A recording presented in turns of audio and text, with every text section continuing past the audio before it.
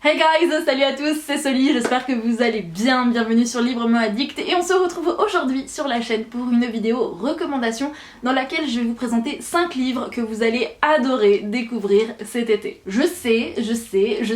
l'été est déjà bien entamé, mais vous avez encore tout le mois d'août pour découvrir ces splendides lectures, c'est parti! On débute d'abord avec The Summer I Met You de Charlie Maurel, bien que le titre soit anglais, l'autrice est française et c'est un livre que vous ne pouvez malheureusement découvrir qu'en format numérique, mais alors sachez que ça a été l'une des plus belles découvertes et l'un des meilleurs livres que j'ai lu l'année dernière. Dans cette histoire, on va rencontrer Juliette qui est une jeune femme qui en a ras-le-bol, il faut dire ce qui est, de l'éducation hyper stricte de ses parents. Et vraiment là, je pèse les mots. Ses parents vont surveiller ses moindres faits et gestes, c'est une relation qui est hyper toxique finalement, et en plus à côté de ça elle a cette relation hyper bizarre avec son fiancé qui va l'étouffer aussi d'une certaine manière parce qu'il va soutenir les parents vont soutenir le fiancé, bref c'est un joli bordel. Juliette va plus ou moins se rebeller et va partir un été complet en Angleterre puisqu'elle a été invitée par un petit couple de personnes âgées à loger chez eux, voilà, à être hébergées, à loger chez eux pendant un été complet. Et donc elle s'en va pour la campagne anglaise et arrivée à l'aéroport, c'est le petit-fils de ce dernier qui s'appelle Eden qui va venir la chercher, c'est un militaire et alors là c'est le coup de foudre pour les deux en même temps et c'est une histoire, une romance qui est d'une beauté, d'une mignonitude sans nom et d'une douceur, et en même temps on aborde des sujets qui sont à mon sens hyper importants, mais en même temps dans tout ça, Juliette elle sait qu'à la fin de l'été elle devra faire un choix, que les semaines vont passer très très vite et qu'elle devra rentrer en France et épouser son fiancé et retrouver plus ou moins ce schéma hyper toxique dans lequel elle vit et voilà, et enfin j'ai réussi moi à m'identifier à Juliette, mais je crois que c'est l'une des héroïnes de romance à laquelle je me suis la plus identifiée. Le fait qu'elle s'en aille malgré les réflexions, les réactions de ses parents, qu'elle s'en aille en Angleterre pendant un été complet, ça m'a beaucoup rappelé moi quand je suis partie il y a 5 ans maintenant déjà, j'ai envie de vous dire, et bref, c'était pour des raisons différentes, mais si vous voulez, ce bouquin m'a rendu hyper nostalgique parce que j'ai redécouvert la campagne anglaise, j'ai redécouvert Londres d'une certaine manière en le lisant, et ça a été un bouquin mais absolument exceptionnel, et l'histoire entre Eden et Juliette est hyper douce et tellement mignonne, et ça aborde des sujets qui sont tellement importants, la découverte de soi, la découverte de l'autre, voilà, c'est cette idée de coup de foudre, plus ou moins le schéma hyper toxique des parents, enfin voilà, j'ai trouvé que ça abordait quand même des thématiques qui étaient assez importantes, tout en douceur, en légèreté, sans pour autant les survoler et les bâcler. Vous voyez ce que je veux dire? C'est en termes d'équilibre, c'est hyper bien fait, et je trouve qu'on ne parle pas assez de ce livre là, et franchement vous devez le découvrir parce que c'est une pépite. Un livre que j'ai découvert tout récemment et je vous en ai parlé dans le dernier reading vlog, c'est Try Baby de Lou Marceau, qui est également une autrice francophone, et alors là j'ai surkiffé cette lecture pour tout un tas de raisons. On va déjà suivre, je vais vous faire un petit peu le pitch si jamais vous n'avez pas vu le reading vlog. On va suivre Svetlana qui est une jeune chirurgienne qui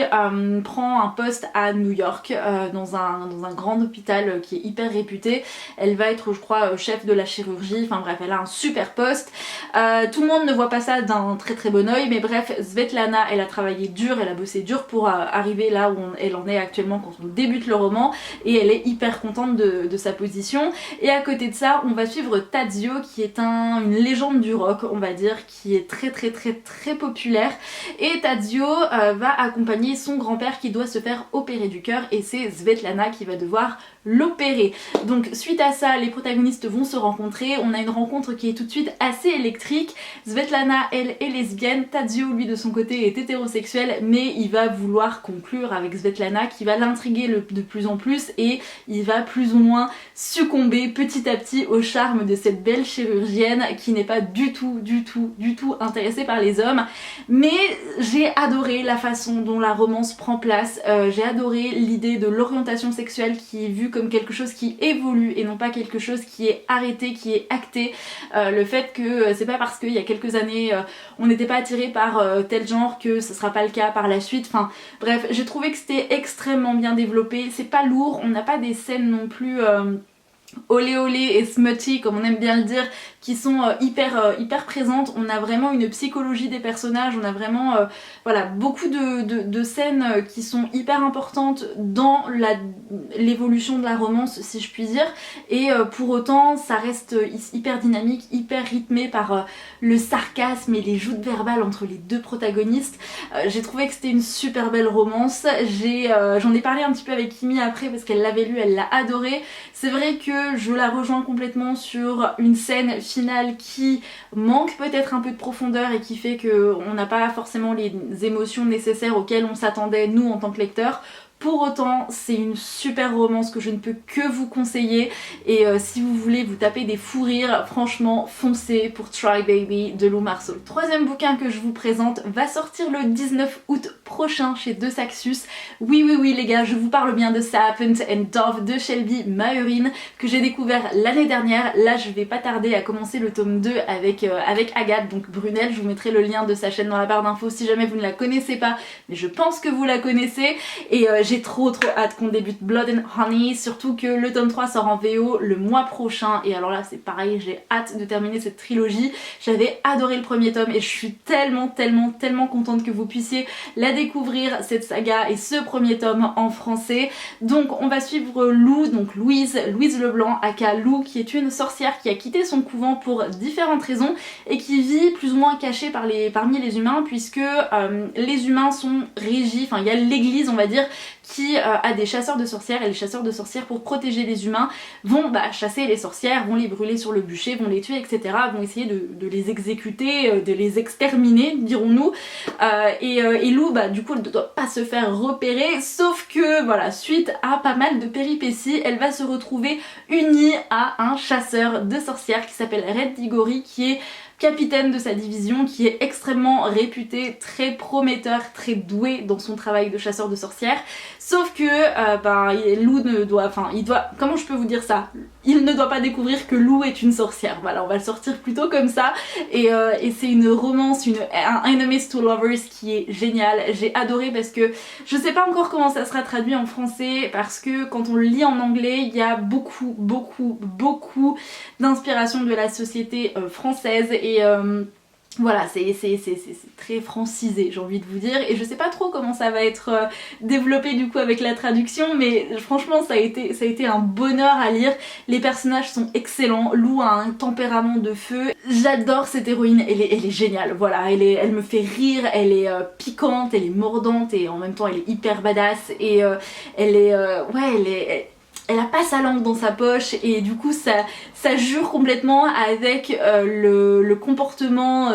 attendu des femmes de cette époque, parce que c'est inspiré de la société française et c'est génial. Bref, c'est tellement drôle et la romance est bien faite, on a beaucoup d'action, beaucoup de péripéties, on ne s'ennuie pas, on dévore ce premier tome, donc j'espère vraiment que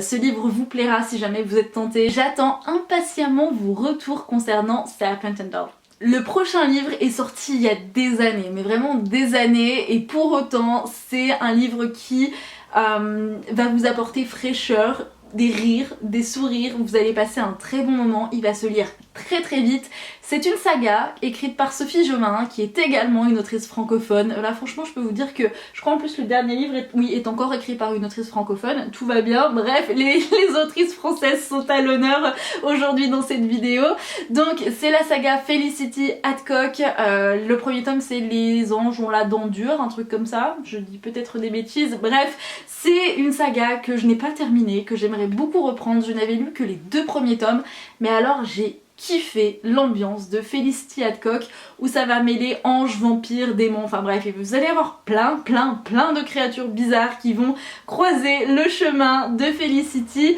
qui est une jeune femme qui a un humour mais débordant, elle est hyper sarcastique et en fait ce qui va se passer pour Felicity c'est qu'elle va se rendre à Londres avec une copine il me semble, qui est également une collègue parce que sa collègue en question a un rencard avec quelqu'un, elle veut pas la laisser toute seule.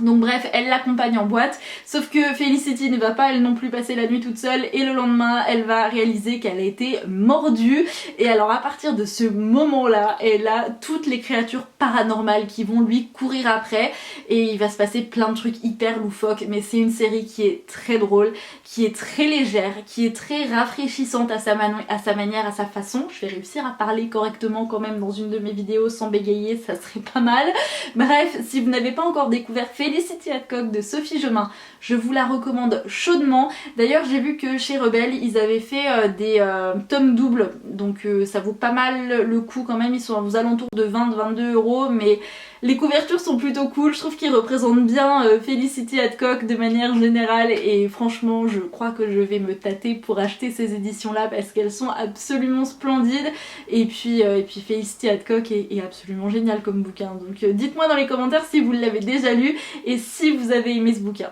On va conclure cette vidéo avec le 5e livre, je vous en ai également parlé assez récemment sur la chaîne, c'est La carte des confins de Marie Réplin. Et alors dans cette histoire, on va suivre Cali qui est une voleuse hors pair qui a même réussi à dérober un compas magique qui nous permettrait de découvrir, de retrouver la carte des confins. La carte des confins, c'est un objet de convoitise pour le capitaine Blake Jackson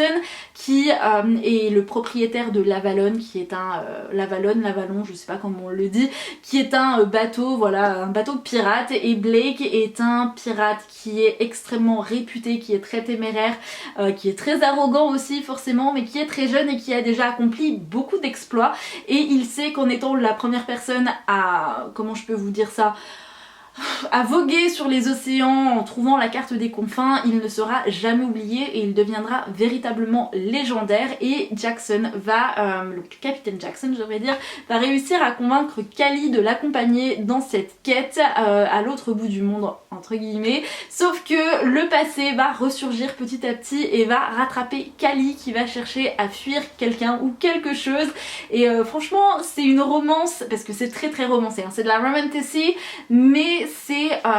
hyper prenant, c'est très addictif, il se passe des choses quand même assez fréquemment, il y a des choses, beaucoup d'éléments que l'on voit venir, c'est ce que je vous avais dit en reading vlog notamment. Pour autant j'ai trouvé que c'était hyper intéressant, ça fait du bien, c'est frais, il y a beaucoup de sarcasme entre les protagonistes également, donc on passe un bon moment parce que ça donne un bon dynamisme à l'histoire et ça se lit plus ou moins vite quand même. Et ouais, c'est hyper romancé, voilà, même si c'est un petit peu du déjà vu, pour autant ça reste intéressant, ça reste une bonne histoire que je ne peux que vous conseiller, surtout en ces fortes chaleurs qui arrivent, c'est toujours un petit peu rafraîchissant tout ça. Et si jamais vous ne l'avez pas encore lu et que vous avez envie de le lire, dites-le moi dans les commentaires, je serai assez curieuse. J'en ai terminé avec cette vidéo, j'espère qu'elle vous aura plu. Dites-moi dans les commentaires si vous avez des livres que je dois